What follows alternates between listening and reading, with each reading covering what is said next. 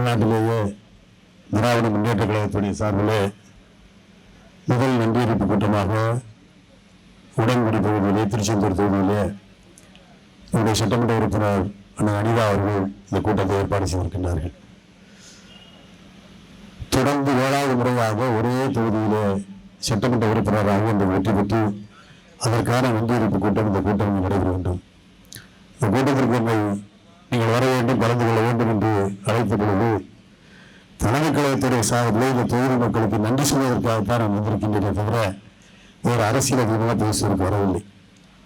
ஏனென்று சொன்னால் 7 முறை தொடர்ந்து கிட்டத்தட்ட 2001 இருந்து இன்றைக்கு 2026 வரை 7 முறை தொடர்ந்து சட்டமன்ற உறுப்பினர், 2 முறை அமைச்சர் பொறுப்பில் இருந்திருக்கின்றார். தமிழக அரசுடைய பல்வேறு துறைகளை கையாண்ட அனுபவம் மிக்கவர். எனக்கும் கிட்டத்தட்ட 2001 இருந்து இன்று வரைக்கும் தொடர்ந்து அவரோடு பயணிக்கக்கூடிய ஒரு வாய்ப்பு எனக்கு கிடைத்திருக்கின்றது. உண்மையிலே மகிழ்ச்சி அடைகின்றேன். அதற்கு காரணத்தை சொல்கின்ற போது சொன்னார்கள், ஒரு தொடர்ந்து 7 முறை ஒரே தொகுதியில் வெற்றி பெற வேண்டும் என்று சொன்னால் தொகுதி மாறி கூட வெற்றி பெற்று விடலாம். வெற்றி பெற வேண்டும் என்று சொன்னால் அந்த தொகுதி மக்களோடு அவருக்கு இருக்கக்கூடிய பிணைப்பு, அந்த தொகுதி மக்களுடைய முன்னேற்றத்திற்காக வாழ்விற்காக அவர் செய்யக்கூடிய வளர்ச்சி திட்ட பணிகள், அது மட்டுமல்ல தொகுதி மக்களுடைய நல்லது கெட்டது அனைத்திலுமே கலந்து கொண்டு அந்த தொகுதி மக்களுடைய குடும்பத்தில் ஒருவராக அவர் பயணிக்கின்ற காரணத்தால் தான் ஒரே தொகுதியில் தொடர்ந்து 7 முறை வெற்றி பெற முடியும். இன்றைக்கு தமிழகத்தை பொறுத்தவரையிலே விரல் விட்டு எண்ணக்கூடிய ஒரு சில அரசியல் தலைவர்கள் மட்டும்தான் 5 முறை 6 முறை வெற்றி பெற்றிருக்கிறார் தவிர மற்றவர்கள் எல்லாமே தொகுதி மாறி வெற்றி பெற்றிருக்கலாம். ஆனால் ஒரே தொகுதியிலே வெற்றி பெற்ற மிகப்பெரிய பெருமையுடைய அனிதா அவர்களுக்கு தான் சாரும். அந்த வெற்றியை கொடுத்த உங்கள் அத்தனை பேருக்கும் தலைமைக் கழகத்துடைய சார்பிலே என்னுடைய பரிவார வணக்கத்திலே நன்றியை வாழ்த்துக்களையும் பாராட்டுகளையும் தெரிவித்துக் கொள்ள கடமைப்பட்டிருக்கின்றேன். எனக்கு அரசியலை பற்றி எனக்கு முன்னால் பேசுகிறவர்களெல்லாம் தெளிவாக சொன்னார்கள். 5 ஆண்டு காலம் ஒரு உன்னதமான ஆட்சியை நடத்திய தலைவர் என்று வீழ்த்தப்பட்டு சமூக ஊடகங்களின் மூலமாக மக்களை ஊர்களிலே சந்தித்த மக்களை ஏமாற்றி ஒரு ஆட்சி இன்றைக்கு ஒரு இயக்கம் பெற்றுக்கொண்டது என்று சொன்னால் உண்மையிலேயே நாம் எல்லாம் வேதனைப்படக்கூடிய ஒரு நிகழ்வு. 5 ஆண்டு காலம் திராவிட முன்னேற்ற கழக ஆட்சியினுடைய தலைவருடைய தலைமையிலே எப்படிப்பட்ட ஆட்சியாக நடந்தது என்பது உங்களுக்கு எல்லாம் தெரியும். 2021 ஆட்சி பொறுப்பு ஏற்கின்ற பொழுது கொரோனா உச்சகட்டத்தில் இருந்த நேரம், எங்கு பார்த்தாலும் ஆம்புலன்ஸுடைய சைரன் தான் கேட்டுக்கொண்டே இருக்கும். ஆட்சி நிர்வாகத்திலே கவனம் செலுத்த முடியாத ஒரு சூழ்நிலை. அந்த சூழ்நிலையில் ஆட்சி பொறுப்பேற்ற பிறகு கூட உடனடியாக மக்களுக்கு அந்த பாதிப்பினால் பாதிக்கப்பட்ட மக்களுக்கு ரேஷன் கார்டுக்கு 4000 ரூபாய் முதல்ல போட்டார். மக்கள் அதிலிருந்து வெளியே வர வேண்டும் என்று சொல்லி, அதுபோல் தொடர்ந்து இந்த 5 ஆண்டுகள் பார்ப்பீர்கள் என்று சொன்னால் ஒவ்வொரு குடும்பமாக ஒவ்வொரு பகுதியாக பிரிவினராக பார்த்து அவர்கள் என்ன செய்ய வேண்டும் என்பதை செய்த அரசு இந்த 5 ஆண்டு கால திராவிட முன்னேற்ற கழக அரசு. எவ்வளவு பெரிய திட்டங்கள்!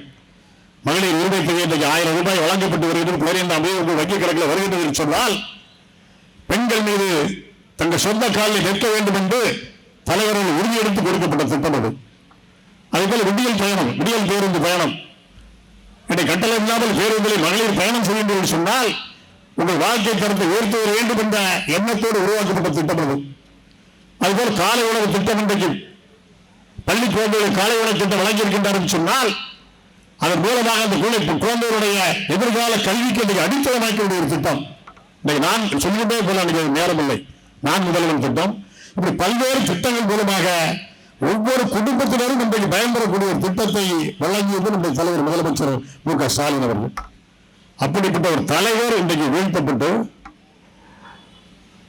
மக்களை ஏமாற்றக்கூடிய வகையில் எனக்கு முன்னால் பேசிய ஆக்னஸ் குறிப்பிட்டது போல ஏதோ 25 கோடி ரூபாய் ஒரு ஆண்டுக்குரிய வருமானத்தை இழந்துவிட்டு மக்களுக்கு துண்டாற்றுவதற்கு தான் வந்திருப்பது போல ஒரு மாய தோட்டத்தை மக்களிடத்தில் கொண்டு சேர்த்த ஒருவர் இன்றைக்கு ஆட்சியில் அமர்ந்திருக்கின்றார்.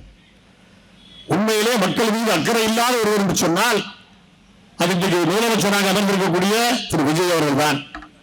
மத்தியில் இருக்கக்கூடிய அரசு மக்களுக்கு விரோதமான அரசு நடத்தி கொண்டிருக்கின்றது.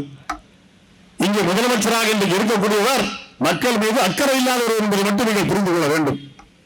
நான் ஏதனை குறிப்பிடுவேன் சொன்னால் பல்வேறு வாக்குறுதிகள் அவர் வாங்கினார். 2 இடத்துல இன்றைக்கு நம்முடைய வழக்கறிஞர் சொன்னது போல அவர் இன்றைக்கு எக்ஸ்போஸ் ஆகியிருக்கிறார்.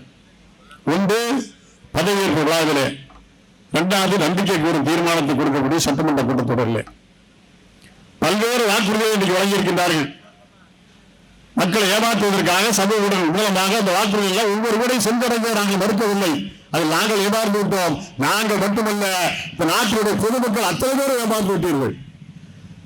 வெற்றி பெற்றது ஒரு ஏழை விஜயா இருக்கலாம், ஆனால் தோல்வியடைந்து திராவிட முன்னேற்ற கழகம் அல்ல, நாட்டினுடைய மக்கள் தோல்வியடைந்து விட்டார்கள் இந்த தேர்தல் முடிவின் மூலமாக என்பதை நீங்கள் புரிந்து கொள்ள வேண்டும். அவர்கள் தேர்தல் வாக்குறுதிகளை கொடுக்கின்றார். நாங்கள் வெற்றி பெற்று வந்தால் மகளிர் உதவி தொகையை 2500 ரூபாய் உயர்த்துவோம் என்று எப்பொழுது சொல்கின்றார்? மார்ச் மாதம் சொல்கின்றார். அதேபோல் பல்வேறு வாக்குறுதிகள், ஆண்டுக்கு 6 சிலிண்டர்கள் மகளிருக்கு இலவசமாக ஒரு குடும்பத்திற்கு வழங்கப்படும் என்று சொல்கின்றார். படித்த பட்டதாரிகளுக்கு 4000 ரூபாய் வழங்கப்படும் என்று சொல்கின்றார். மணப்பெண்களுக்கு 1 பவுன் தங்க நகையும் பட்டு சேலை வழங்கப்படும் என்று சொல்கின்றார். தினந்தோறும் பிறக்கக்கூடிய குழந்தைகளுக்கு தங்க மோதிரம் வழங்கப்படும். இப்படி சொல்லிட்டே பல ஒரு 30-40 வாக்குறுதிகள் கொடுத்திருக்கிறார்கள். எப்போ கொடுக்கிறாரு? மார்ச் மாதம் கொடுக்கின்றார்.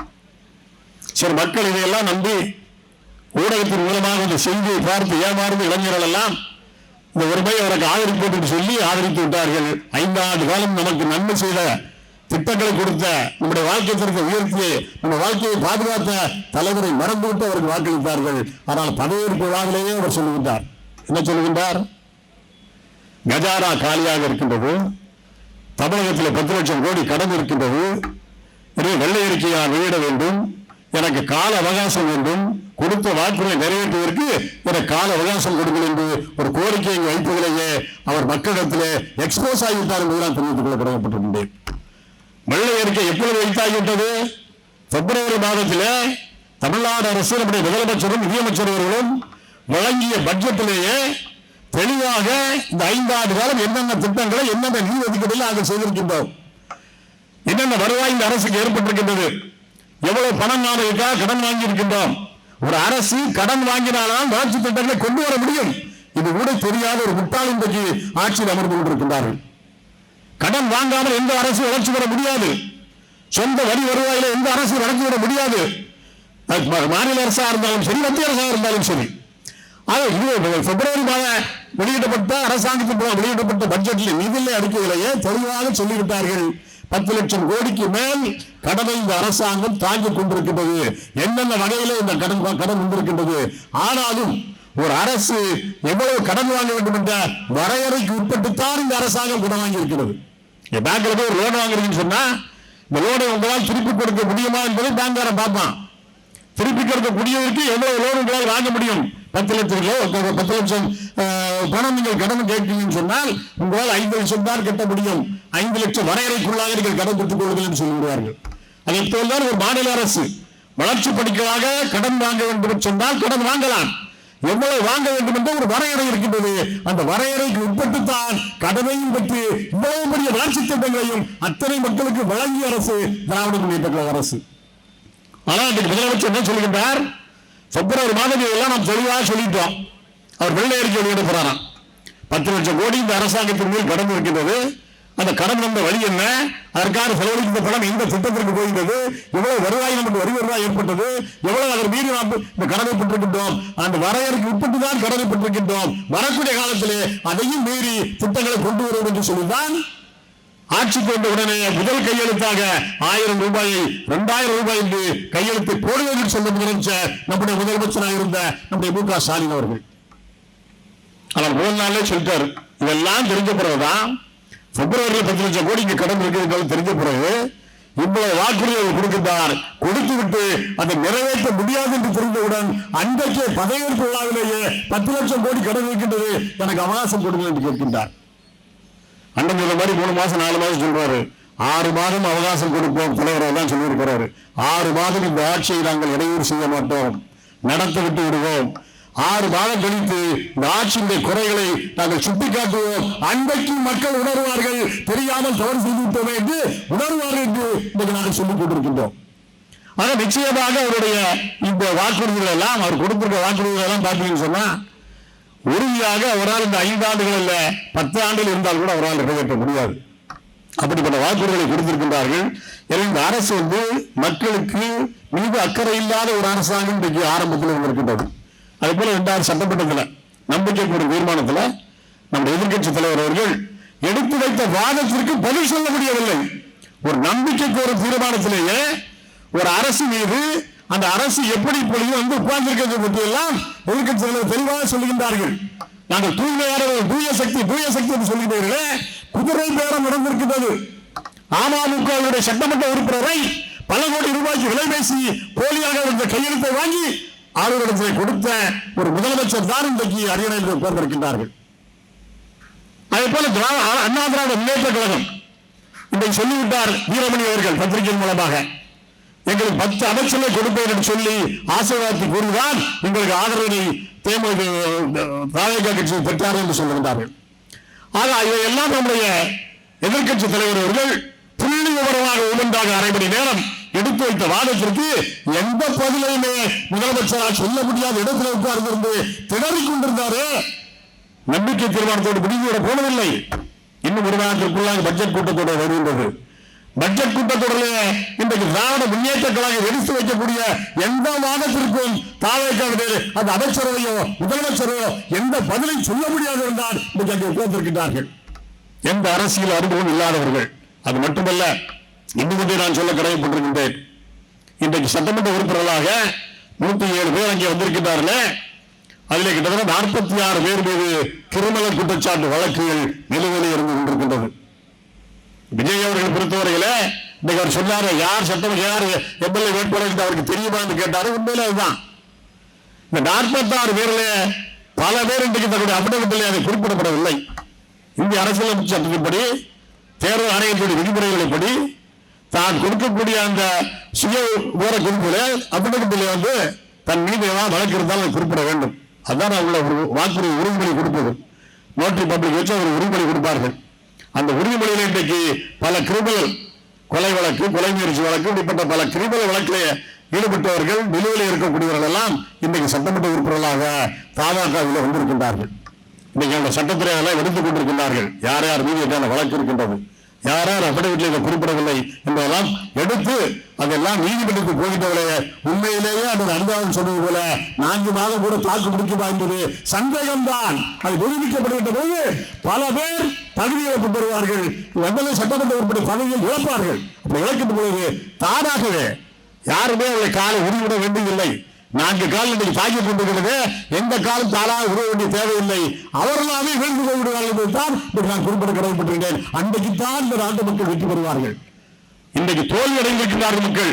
தமிழக மக்கள் இன்றைக்கு விஜயை வெற்றி பெற செய்து தாங்கள் இன்றைக்கு தோல்வி அடைந்திருக்கின்றீர்கள். தங்களுடைய ஒவ்வொருடைய குடும்பம் இன்றைக்கு தோல்வி அடைந்திருக்கின்றது. உங்கள் எதிர்பார்ப்பு உறுதியாக இந்த அரசால் செய்ய முடியாது என்று தெரிந்த பிறகு இந்த வாக்குறுதி எல்லாம் கொடுத்திருக்கிறார்கள். அரசு நடத்துவது என்பது சாதாரணம் அல்ல. 2 ஆண்டு காலமாக ஒரு இயக்கத்தை தொடங்கிவிட்டு எதிலையுமே கருத்து சொல்லாமல், எந்த பத்திரிகையாளர்களும் சந்திக்காமல், மக்களுக்காக எங்கேயுமே குரல் கொடுக்காமல், மக்களுடைய உரிமைக்காக எந்த போராட்டங்கள் நடத்தாமல் மக்களை ஏமாற்றி சமூக ஊடகத்தின் மூலமாக அரியணையில் உட்கார்ந்திருக்கிறார்களே, உறுதியாக ஆட்சி நடத்த முடியாது. அப்படிப்பட்ட நிலை வருகின்றது. மீண்டும் தேர்தல் வரும். 8வது முறையாக அண்ணன் அரியார் ராதாகிருஷ்ணன் அவர்கள் திருச்செந்தூர் சட்டமன்ற தொகுதியுடைய சட்டமன்ற உறுப்பினர்கள் என்று தமிழகத்துடைய முக்கிய பொறுப்பான அமைச்சரவையில் உட்கார இருக்கின்றார்கள். புரிந்து கொள்ளுங்கள், தெரிந்து வைத்துக் கொள்ளுங்கள். முதல் நன்றி அறிவிப்பு கூட்டத்தில் நாங்கள் இதை பிரணப்படுத்துகின்றோம். மீண்டும் விரைவிலே தேர்தல் வரும். தேர்தல் வருகின்ற பொழுது ஆட்சி மாற்ற வரும். தவறு செய்த மக்கள் தங்கள் தவறை உணர்வார்கள். 1 மடங்குக்கு 2 மடங்கு அதிகமான வாக்குகளை பெற்று திராவிட முன்னேற்ற கழகம் ஆட்சிக்கு வரும். அண்ணன் தளபதி அவர்கள் தமிழகத்தில் முதலமைச்சராக ஆவார்கள்.